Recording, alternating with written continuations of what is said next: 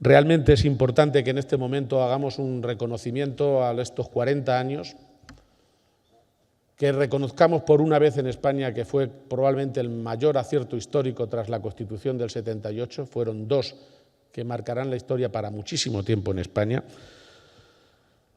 y que la pregunta que hoy se podían hacer muchos españoles, ¿qué haríamos hoy si hoy tuviéramos que plantearnos entrar o no entrar? Esa pregunta no tiene respuesta, porque lo mucho que ha cambiado España nos impide dar una respuesta libre.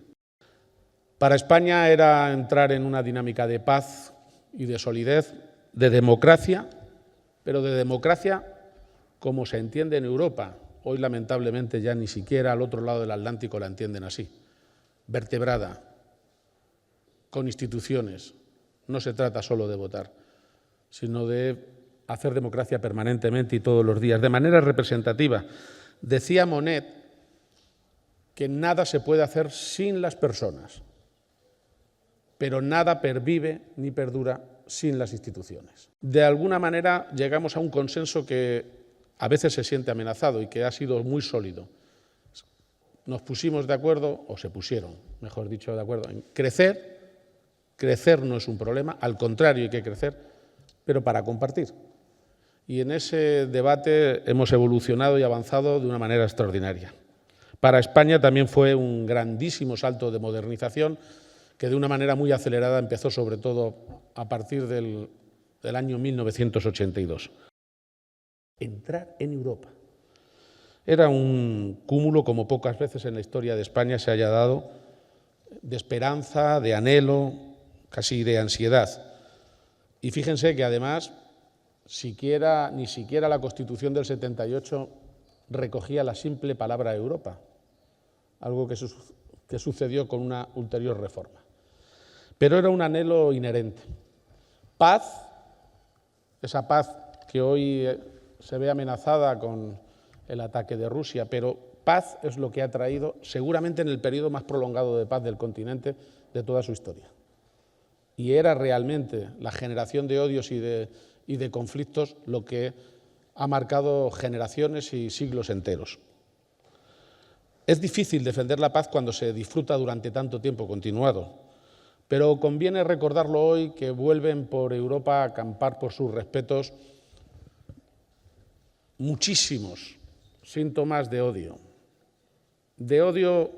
al otro, de odio al que piensa distinto, de odio al que cree en otro Dios, de odio al que viene de fuera, de odio muchas veces también por rivalidades dentro de la propia Unión Europea.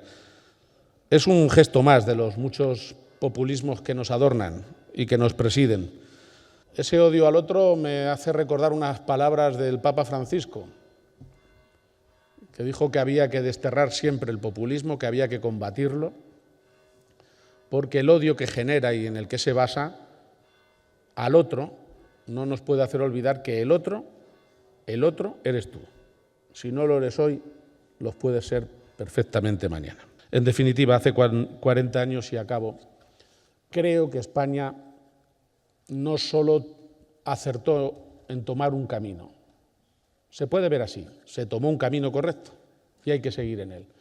Yo creo que hicimos algo más. España hizo algo más. Creo que se completó.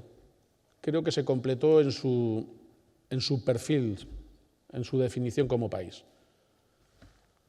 Sí, creo sinceramente que España se completó. Se tomó una decisión no de qué hacer, sino una autodefinición de lo que somos. Y efectivamente, somos europeos, luego somos españoles, luego somos europeos.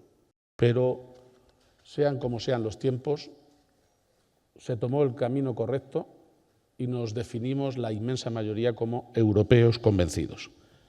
Si me lo permiten, Europa, en mi niñez, fue la respuesta que esperábamos, era la gran respuesta a los grandes problemas y desde mi punto de vista sigue siéndolo. Feliz aniversario, muchísimas gracias.